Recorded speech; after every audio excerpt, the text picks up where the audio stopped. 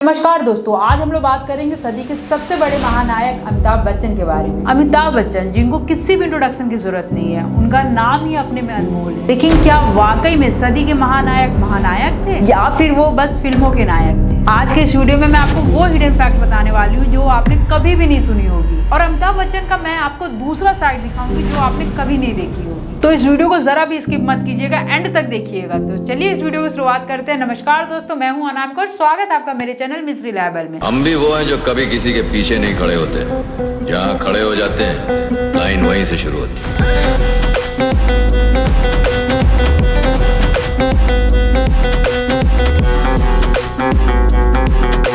अमिताभ बच्चन जो एक अभिनेता भी हैं और कभी एक नेता भी रहे थे। बहुत मौका आपको मिलेगा, आज ही नहीं तो निपट लीजिए। मौका जी फिर जी हाँ दोस्तों, साल था 1984 का, जब राजीव गांधी प्रधानमंत्री का चुनाव लड़ रहे थे। और ऐसा बताया जाता है कि इंदिरा गांधी अमिताभ बच्चन की फैमिली से बहुत ज्यादा कनेक्टेड थी। इनफैक्ट कई जगह पे तो ये भी स्टेटमेंट सुनने को आया है कि इंदिरा गांधी जी कहती थी अमिताभ बच्चन उनके तीसरे बेटे हैं। तो आप इन सारी चीजों से समझ सकते होंगे कि इन दोनों परिवारों में कितना मेल जोल रहा हो। इसी मेल जोल की वजह से राजीव गांधी जी अमिताभ बच्चन से कहते हैं कि भाई आओ चुनाव लड़ो। श्री राजीव गांधी या श्रीमती इंदिरा गांधी देश की प्रधानमंत्री बन गई और हमारी मित्रता उनके साथ बनी रही। हाँ, उसके बाद उनकी दशा को देखकर या उनके साथ मिलने का, काम करने का एक मंशा रख करके हम राजनीति में गए। साल था 1984 का, अमिताभ बच्चन चुनाव लड़ने के लिए मान जाते हैं। अमिताभ बच्चन को सीट दी जाती है उस टाइम के इलाहाबाद की।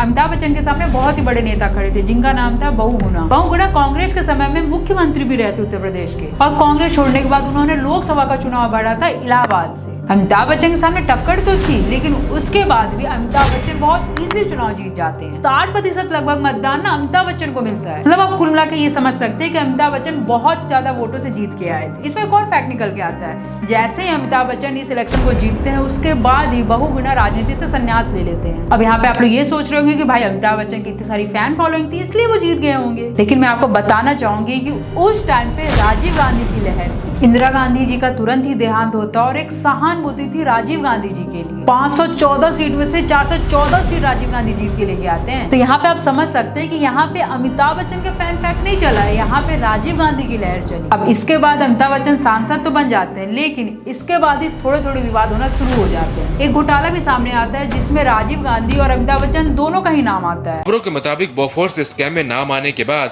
अमिताभ ने इस्तीफा दिया। बोफोर्स स्कैम के बाद ही अमिताभ बच्चन और राजीव गांधी के रिश्तों में दरार आई थी और दोनों परिवार दूर हो गए थे। और इसी सिचुएशन का फायदा उठाते हैं अमिताभ बच्चन।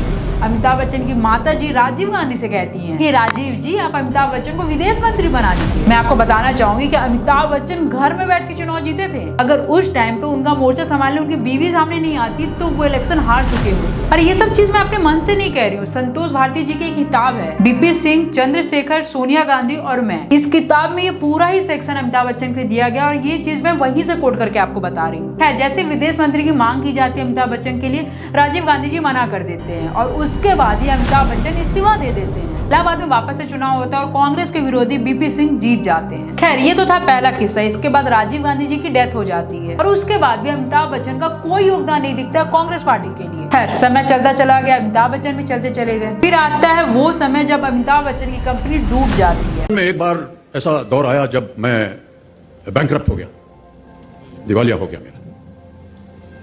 मेरी बनाई हुई कंपनी घाटे में चली गई, करोड़ों का कर्जा चढ़ गया, मेरा व्यक्तिगत बैंक बैलेंस जीरो यानी शून्य हो गया। कमाई के सब जरिए बंद थे और सरकार की तरफ से घर पर कुर्की के छापे लगे। कंपनी के डूबते ही अमिताभ बच्चन सड़कों पे आ जाते हैं और वो मदद मांगने जाते हैं अमर सिंह के पास। अमर सिंह उस टाइम पे सपा के बहुत बड़े नेता थे और अमर सिंह अपनी जैक से और अपने संपर्कों से अमिताभ बच्चन की बहुत मदद करते हैं। मदद करने में एक और नाम था जिसका नाम था सुब्रत राय सहारा। आपको सुन के हैरानी होगी कि दोनों के डेथ के समय अमिताभ बच्चन जी दोनों से ही मिलने नहीं गए। इनफैक्ट सुब्रत राय सहारा के डेथ के टाइम पे जब ये गए थे तो बैकडोर से गए थे। अमर सिंह का एक स्टेटमेंट है जो आपको मैं बताना चाहूंगी, एक बार आप इसको सुन लीजिए, उसके बाद आपको समझ में आएगी।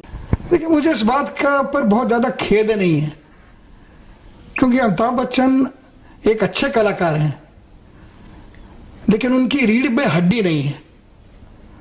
वह अपने बचपन के दोस्त राजीव गांधी के कहने से इलाहाबाद में चुनाव लड़े, बहुगुणा जी को हराया, लेकिन मैदान छोड़ करके भाग गए। और फिर गांधी परिवार के साथ भी अब इतने किस्से नहीं है। जावेद सलीम की एक जोड़ी हुआ करती थी। जावेद सलीम की जोड़ी को तोड़ने के पीछे एक व्यक्ति का हाथ था, जो थे हमारे महानायक। अब आप इनको महानायक मानते या क्या मानते वो आप मेरे को कमेंट सेक्शन में प्लीज जरूर बताइएगा। खैर, मैं आपको एक और किस्सा सुनाना चाहूंगी जो काफी ज्यादा इमोशनल था। सदी के एक और बहुत बड़े कलाकार थे जिनका नाम था कादर खान। कादर खान सिर्फ एक एक्टर नहीं थे, वो एक राइटर भी थे। उन्होंने कई कहानियां लिखी अमिताभ बच्चन के लिए, लेकिन उसके बाद भी कादर खान जी ने एक ऐसा स्टेटमेंट दिया जो काफी ज्यादा इमोशनल था। एक बार आप इसको सुन लीजिए। जी को मैं अमित बोलता था उसको, अमित। तो किसी ने मुझसे आके कहा, एक प्रोड्यूसर ने, कि आप सर जी को मिला साउथ का। बोला कौन सर जी है? आपको सर जी नहीं मालूम? अरे that tall man. Amit ji आ रहे थे वहां से। मैंने कहा यार वो तो अमित है, सर जी कब से हो गया? हाँ, वी कॉल हिम सर जी। और सबने सर जी बोलना शुरू कर दिया था। तो मेरे मुंह से निकला नहीं सर जी। वो सर जी का ना निकलना, मैं निकल गया उस ग्रुप में से। तो जैसा कि आपने सुना कि कादर खान को मूवी साइड से इसलिए साइडलाइन कर दिया गया था क्योंकि कादर खान ने अमिताभ बच्चन को सर नहीं कहा था। आई होप आपको इतने तक में समझ आ गया होगा। इन केस अगर आपको नहीं समझ आया तो मैं इनकी आपको एक और हिपोक्रेसी बताती हूँ। महमूद नाम के एक और बहुत बड़े कलाकार थे। महमूद वो थे जिन्होंने इनको अपने घर में रखा, लेकिन जब उनको दिल का दौरा पड़ा तो अमिताभ बच्चन उनसे मिलने हॉस्पिटल तक नहीं गए थे। और मैं एक बाप बैठा हूँ जिसने कमाना सिखाया, अपने साथ में रख के, घर में रख के पिक्चरें दिलाई, पिक्चरों में काम दिया। लेकिन अमित ने वहाँ ये दिखा दिया कि असली बाप असली होता है और नकली बाप नकली होता है। उसने आके मुझे हॉस्पिटल में विश भी नहीं किया और मुझसे मिलने भी नहीं आया। होप आपको इतने में समझ आ गया हो कि ये भाई ये महानायक है या फिर क्या है। खैर, बॉलीवुड का एक और नाम है जिसको उर्दू नाम से जाना जाता है। उर्दू वर्ड ऐसे ही नहीं कहा जाता है, इसके पीछे भी एक कहानी है जिसमें अमिताभ बच्चन का एक बहुमूल्य योगदान था। आप इन क्लिप्स को देखिए, आपको इतने में ही समझ में आ जाएगा।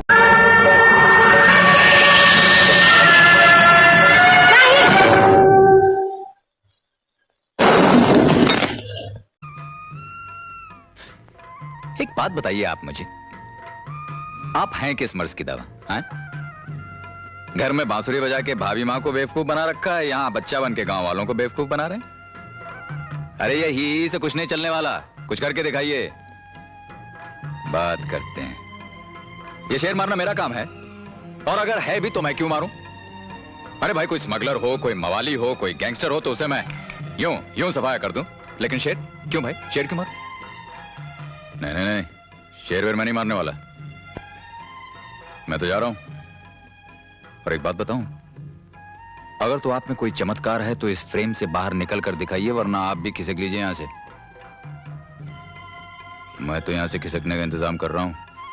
भगवान से बदतमीजी की जा रही है भैया, समझ में आ रहा है? और इन्हीं लोग को राम मंदिर प्राण प्रतिष्ठा में बुलाया जाता है। कह सकते हैं फील्ड से लोग पहुंच रहे हैं। आप बिग बी को देख सकते हैं, अभी आप क्रिकेटर अनिल कुंबले को भी देख रहे थे, अपनी पत्नी के साथ वो पहुंचे और अपनी खुशी का इजहार करते हुए नजर आ रहे हैं। वहीं दूसरी तरफ तस्वीरों में आपको अमिताभ बच्चन अपने बेटे अभिषेक बच्चन के साथ नजर आ रहे होंगे, और जिन्होंने प्रभु श्री राम को घर, जिन लोगों ने अपने जीवन काल और अपने सबसे अच्छे समय में हिंदू आस्थाओं का मजाक बनाया है, उनको आज कट्टर हिंदू सिर कहा जाता है। मेरे ख्याल से इससे ज्यादा मुझे फैक्ट देने की जरूरत नहीं, इतने में ही आपको समझ में आ गया होगा कि वाकई में नायक कौन है और महानायक कौन है। खैर, आज का वीडियो किसी को डिमेंड करने के लिए नहीं था, सिर्फ फैक्ट बताने के लिए था। अगर आपको ये सारे फैक्ट्स पसंद आए हो तो मेरे इस चैनल को सब्सक्राइब जरूर कीजिएगा और इस वीडियो को लाइक जरूर कीजिएगा। और आपका क्या ओपिनियन है वो कमेंट सेक्शन में जरूर बताइएगा। बाकी मिलते हैं नेक्स्ट वीडियो में। जय श्री महाकाल।